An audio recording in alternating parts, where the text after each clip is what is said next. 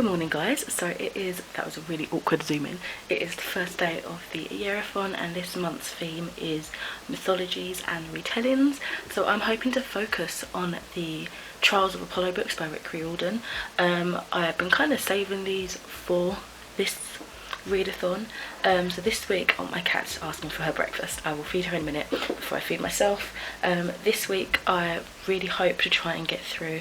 I won't get through all three because I work full time and it's very difficult, but I've got little snatches of times that I can read. So I hopefully want to try and at least finish this one. Realistically, I will not get to the other two, but I will finish those hopefully throughout the rest of the month. So I have got work today starting at 11. It is 9:30 at the minute. So I've got a bit of time, but I also need to do like household bits and bobs, so probably I'll have about half an hour maybe to read before I leave out. So anyway, this is following Apollo, who has fallen from Olympus, cast out for something he's done or other, and he's now in the body of a boy called Lester. And I love the fact that he is being directed to Camp Half-Blood by Percy Jackson. So I'm looking forward to seeing Percy Jackson in this because I haven't read his point of view in a while. Well, I haven't read any Rick Riordan in ages actually, so yeah, I'm really stoked to get into this. So I will probably just update little bits here and there.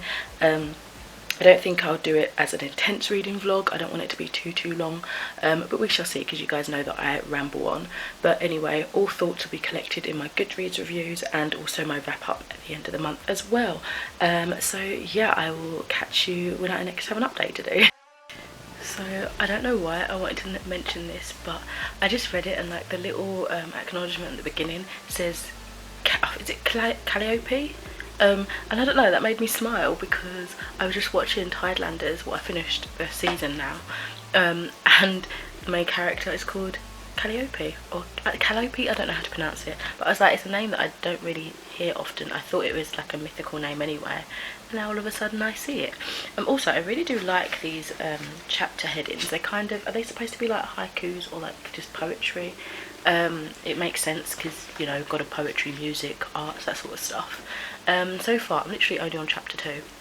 I've not read a lot at all, but I'm enjoying it. I quite like this shocked, like, how am I not still divine attitude that Apollo, or Lester, has. He's just got himself into some sort of trouble and he's completely awestruck at how useless he is right now, which I find quite humorous. I'm trying to hide my badge, sorry, I keep going out of focus because I'm like, hi.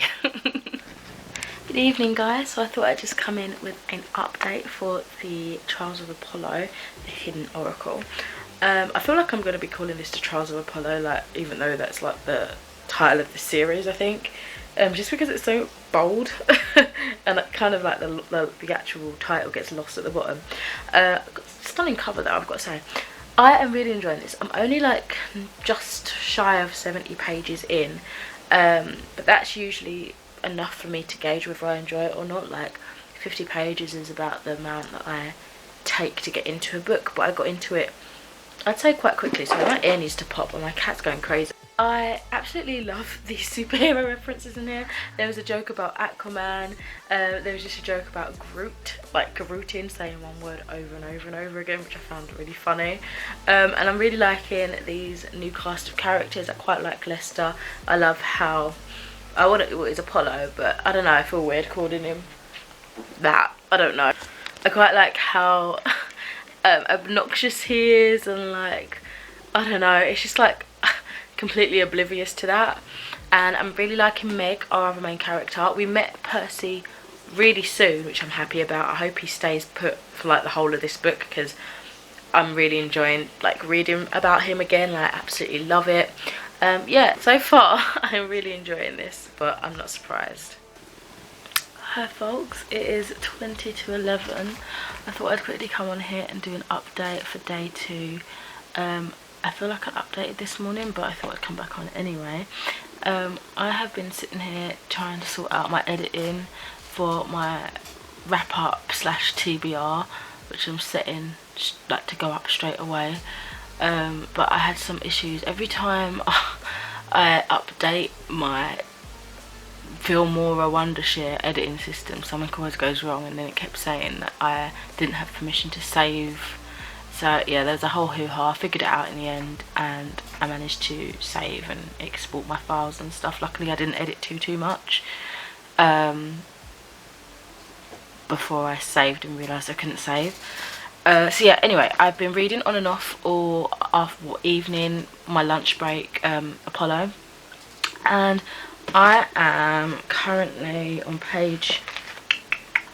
chapter 16, page 148, and as usual I'm loving it. There was this scene, I don't want to go in too much depth here, but there was this scene where Meg basically, it was announced who her godly parent was, and my cheeks were tingling. Like the whole scene with that proper got me excited. Like I was sitting there on my lunch break like trying not to squirm, because when I read something exciting in a book I literally like squeal and like square my feet and stuff, but obviously it's a little bit strange doing that out in public, so I had to try and restrain it. But I knew I was grinning. Like people are probably like, what is she even reading? And someone looked at my cover interested in seeing what I was reading, so hopefully they ask about it and get involved. But yeah, so that was really exciting. There has been a plot development in terms of missing kids from Camp Half-Blood, so that part sort of coming into play, as well as how Apollo came down, like the connection between him coming down at a particular time where there's situations happening in Camp Half-Blood with like demigods going missing, and you know, communication going very quiet, and then Apollo also, as long as he's in his human body, he's losing some of his godly memories, so there's things like that that's like hindering situations. And yeah, it's getting really in depth now. I was hooked from the beginning, to be fair, but I am even more fully grasped in this story. So yeah, I'm gonna go back to probably reading it a little bit as I am saving my video, uploading my video, which is going up as soon as it's ready. One other thing, and then I'm gonna go to bed because my video is uploaded and I'm incredibly tired. I really like how we now get more mention of like other beliefs, like Egyptian mythology and stuff like that. There's a particular thing that Apollo said about the sun still being turned because of like the other religions, faith or whatever, like Ra still driving his sun chariot, or what is it, sorry, no, it's not chariot, that's Apollo's, his boat thing across the sky. Wolves are still chasing, I should read it because I can't remember the names. Wolves are still chasing Sol across the sky. Ra would continue his daily journey in his sun Baroque. Things like that. Like, if I think too hard about it and all the different forms of these gods and different mythology and like their alternatives and stuff like that, and kind of, I don't know, it confuses me. But I like that in this now, specifically after the merge of like Camp Jupiter and Camp Half-Blood in the previous books, it's nice to have that acknowledgement of, yeah, it does work, it's confusing, it's a thing, we just deal with it, but here's this, so you're not going through it on your own and thinking, how does this work, how does it make sense? Like, I appreciate that, but as I say, if I think about it too much, my mind kind of combusts a little bit. Anyway, good night, I am ever so tired. And my mouth went a funny little motion there because I was trying not to dribble. Hi guys, I thought I'd pop in post-bath, pre-dinner, just for a really quick update. We're now at the point where like a quest, well, it basically explains that there can't be a quest without any prophecies, and yeah, but they're going on a sort of quest to rectify or try to rectify disappearances and the crazy stuff that's going on, basically trying to figure all that out. I feel like I could get this done pretty quickly because I'm devouring it. Like, I just itch to pick it back up whenever I put it back down. Yeah, that's it, that's all I wanted to mention. Like, I'm loving it, really loving it. I really hope I manage to finish this week and at least start the second book perhaps. We shall see, but regardless, I'm really happy that I got around to reading this, even if I feel like the AYEARATHON has pushed me to get to it sooner rather than later. I mean, I wanted to read it relatively soon anyway, so it was convenient that it happened like this way. But yeah, I'm just happy to be reading it. Okay, so a few things. Hold on, let me turn the telly down. I think it's a little bit too loud. Alright, that's better. So a few things I really wanted to mention whilst I was reading earlier on, but I was on my lunch break, so I didn't have my camera on me, and I just, yeah, didn't have a chance to talk about it until I got home this evening. But I was so shocked at the plot twist. So there was this line where someone in Camp Half-Blood was betraying Apollo, and I was super shocked at who it was. I was not expecting this character whatsoever. I felt like despair when the truth unraveled. Yeah, can't imagine how he must have felt. There's also a line in here where there's this sort of fatherly manipulation between a character and the character's father, and I don't know, that really got me. That really made me feel sad. The way it was describing this character's sort of fear for unleashing the anger of the dad. I don't know, just, it honestly broke my heart, because in this particular line the character of the dad was saying, you know, he was basically detaching himself from his anger as if they were two separate people, and he was like, you don't want to wake like my angry side. I don't want to say the actual term just in case it spoils it, but basically saying you don't want to wake my angry side. And the other character was like, oh no, they're two people, like that wasn't him that did that, it was the evil side sort of thing. But really they're the same person, he's just doing that to become blameless, sort of using that as a way to threaten that, you know, you can talk to me, I'm good, I'm calm, but you don't want to get on my bad side sort of thing, to sort of threaten. And just that, and how Apollo sort of realised that, and how he used that in his own experience and explained that, like, to us, not outwardly, more inwardly, like what we can see in his thoughts, really got me upset, like emotional. I don't know, that part was just really well written, and I feel like quite a few kids or people in general can relate to that. I'm not saying I can relate to that, but I'm saying that part there, that bit of an emotional abuse, really sad. Yeah, I don't know, just thought I'd talk about that quickly.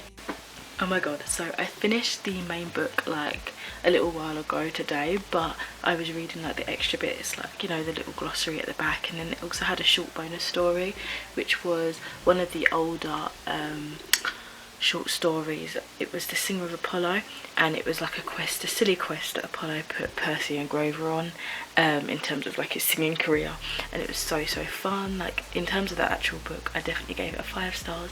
Really loved it, enjoyed it so much. Plot twist upon plot twist, I was like whoa all the time. And then for The Singer of Apollo, I'm going to put that as a separate book on Goodreads because I'm cheeky, but also because it counts as one of the separate novellas that has its own like listing, so extra book, I guess. But I won't, like, in my little reading progress thing, I won't add that as well as this book on my how many pages I've read today, because technically I've just read this whole book, but technically this one was a separate novella that you can read detached, if that makes sense. So yeah, I'll probably give that one 3 stars, but this book I'll give a 5 stars. I loved it. So I'm probably going to jump onto the second book now. I'm most likely not going to finish it before the end of the year-a-thon, so I don't know what I'm going to do in terms of the state of this vlog. We shall find out together. Hi guys, I don't really have any updates because I'm literally on chapter 2 of The Dark Prophecy, so I'm definitely not going to finish it in the last like day and a bit of the year-a-thon, but I thought I'd show you some of the stuff that I got today. I've been doing some shopping for Christmas, and I decided to pick a few bits up for myself as well while shopping for others. So only got one of them to show you because I didn't feel the need to bring both of them. I got some new shoes for work. I really wanted some slip-on ones, but I couldn't find any, but these seem slip-on enough at all. Like, these seem slip-on enough. They're wipeable, which is what I was after, because the dogs tend to have poopy bums or like to vomit every now and then without you expecting them. So I want something that I can wipe off, and also with the rain and walking them, it shouldn't seep in, hopefully. Winter gloves. This is from Primark. This is also from Primark. This really, let me flip you over, this really cool Harry Potter jumper, which funnily enough I am currently wearing a Harry Potter jumper from Primark. But yeah, so I got this Hogwarts one. It reminds me of the Disney sketch, like the Disney intro to its films. And then I got some stuff in here. I just put them all in a Victoria's Secret bag because I bought a few things in there. So I got the Forbidden Berries Fragrance Mist and 2 of the winter lotions, which are Winter Orchid and Juniper Glow. So Juniper Glow says White Woods Sugared Coconut Holiday Nights. It smells fantastic, it smells like Malibu. And the other one says Orchid Petals Luscious Plum Holiday Wonder. And the back of this one says Juniper Berries Crimson Orchid Total Fantasy. And then I also picked up my first purchases from Fenty Beauty. I'm really excited that Boots, specifically Boots in Lakeside, have this sort of higher end products up there now for us to try and actually swatch and stuff instead of gambling online. So I got one of the Pro Filter foundations, which is upside down, and I got the shade 390. It seemed to match somewhat, but I don't know, I didn't really want to risk it online when it was just available through like Harrods online in England. So I picked up that, and also one of the it had the security tag and it's like scuffed it up now, but one of the plush matte lipsticks in, are they Mademoiselle's? The Mademoiselle lipsticks in Freckle Fiesta, which is a nice burnt orange. So yeah, those are some of the bits I thought I'd update you guys on, seeing as I don't have an actual book update, although I did film a book haul today, so stay tuned for that, I guess. Evening all, I'm going to wrap up. My hair literally looks like wool. Oh my god, you can tell I've been out in the wind today, can't you? I'm going to wrap up my AYEARATHON vlog for the mythology and retellings theme for this week. I didn't get that far into the second book, so I only read one book out of the 3 I was hoping to. I knew I wasn't going to get that far, just overall as like a general thing. I just wasn't expecting to get them all through, because they're like 400 or so pages each, but to me that's like chunky enough. Like, it usually takes me a week and a bit to read a book fully these days, because of work commitments and stuff like that. But I'm so happy. I feel like I kind of burnt myself up a little bit, put myself out rather, reading the first one like so rapidly, like for me. So I sort of was more reluctant picking up the second one, although I am enjoying it. I'm only just over 50 pages in. I think I'm on chapter 6. So I've not got like a hell of a lot to say, but I am enjoying it. I'll take it more slowly so I can appreciate it a bit more, even though I really did appreciate the first book, but I feel like, as I said, it burnt me out a little bit reading it so rapidly. Yeah, I've had fun taking part in the AYEARATHON this week. Gutted a little bit that I didn't get to read more, but again, I'm just repeating myself at this point. I will carry on reading this for the rest of the month. Hopefully I'll get on to the 3rd one. I think there's 4 books out. I don't know if it continued on, but originally I thought it was going to be a trilogy, but it seems now that there's more than 3. Yeah, but hopefully I get to finish them up, what I own anyway, for the rest of this month. So stay tuned for my wrap-ups. I don't know if I'm going to do dedicated reviews. Probably I doubt it, because I've already kind of, this has sort of been a review for one of them. I don't know. Yeah, just stay tuned for my wrap-up if you're interested in seeing my thoughts if I do end up finishing this, if I do get on to the 3rd one, we shall see. So thank you so much for joining me this week. I hope you've had fun. I know I've not had too much exciting stuff to share with you, because I've not really been doing anything other than working all week, basically. But yeah, I'll speak to you in another video soon. Bye. I don't think that bullets will bring back desire.